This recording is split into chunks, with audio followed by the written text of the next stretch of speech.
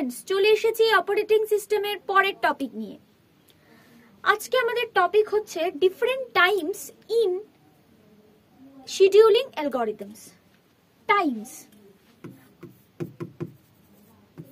আমরা যে এই যে বিভিন্ন শিডিউলিং অ্যালগরিদমস, প্রিএমটিভ হোক, নন প্রিএমটিভ হোক, এগুলো অ্যাপ্লাই করব, তার ভেতরে যখন আমরা নিউমেরিক্যালস গুলো সলভ করব না, তখন কিছু টাইম কনসেপ্টের দরকার হয় যেগুলো আমাদের নিউমেরিক্যাল করতে সাহায্য করে।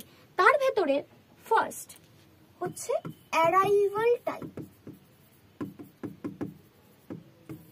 অ্যারাইভাল টাইম মানে কি? অ্যারাইভাল টাইম মানে হচ্ছে, বোঝাই যাচ্ছে কথাটাতে, যে যখন একটা প্রসেস সিপিইউতে আসলো, প্রথম সিপিইউতে আসলো, সেটাই হচ্ছে অ্যারাইভাল টাইম। যেমন ধরা যাক, আমি এটা আরেকটা অন্য এক্সাম্পল দিয়েও বোঝাবো সাথে।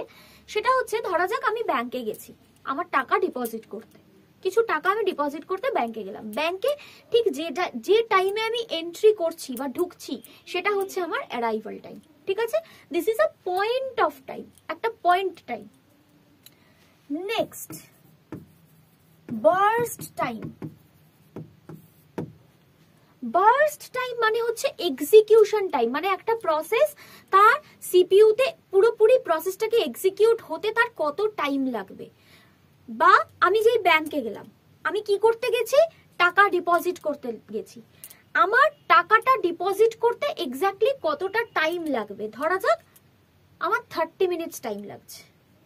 ঠিক আছে, আমি 11 AM এ ঢুকেছি, আমার 30 মিনিটস টাইম লাগছে, সেটা হচ্ছে আমার বার্স্ট টাইম। মানে আমার অ্যাকচুয়াল কাজটা আমার কতক্ষণ লাগবে, সেটাই হচ্ছে আমার বার্স্ট টাইম।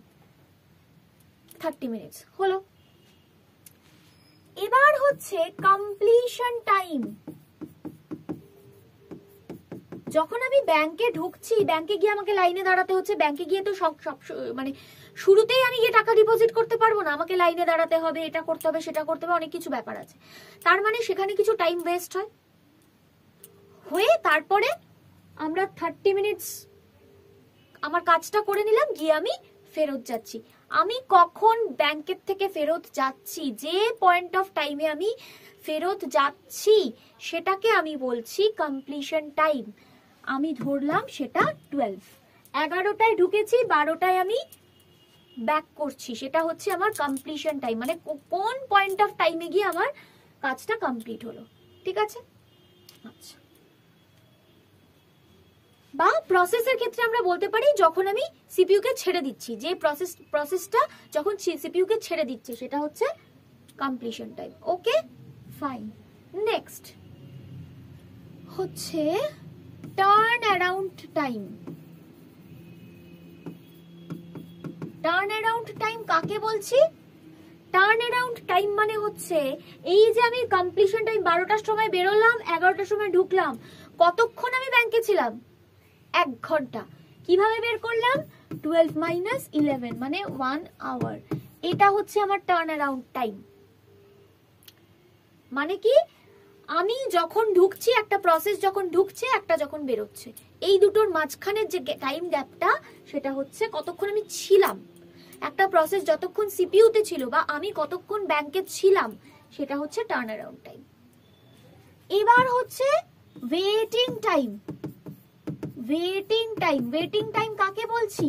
ওয়েটিং টাইম মানে যতক্ষণ আমি ওয়েট করছি।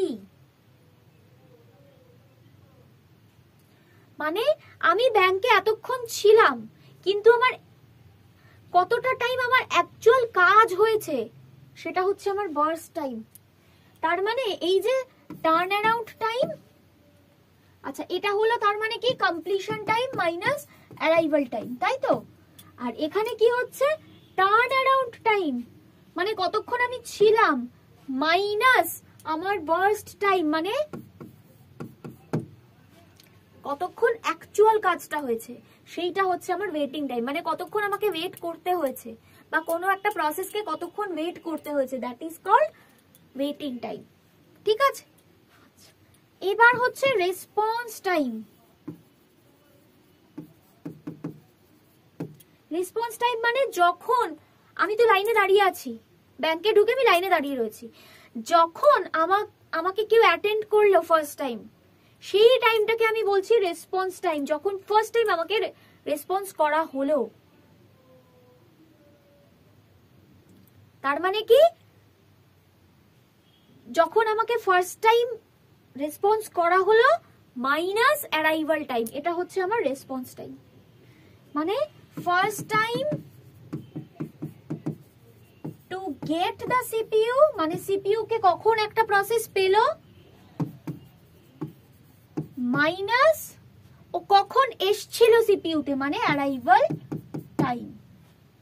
এই হচ্ছে আমাদের 6টা টাইম কনসেপ্ট, যেটা আমাদের কিন্তু বিভিন্ন নিউমেরিক্যালস করতে কাজে লাগবে। আশা করি বোঝা গেছে। চলে যাব পরের ভিডিওতে।